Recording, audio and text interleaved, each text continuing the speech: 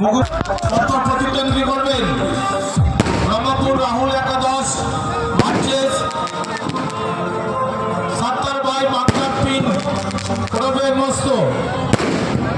এই দুটো টিম পরপর মুখোমুখি হবেন। আজকের যে 8 দলীয় নকআউট টুর্নামেন্টের আয়োজন করেছিলেন রাজেন্দ্রপুর তৃণমূল কংগ্রেস, তার পরস্পরের প্রতিদ্বন্দ্বিতা করবেন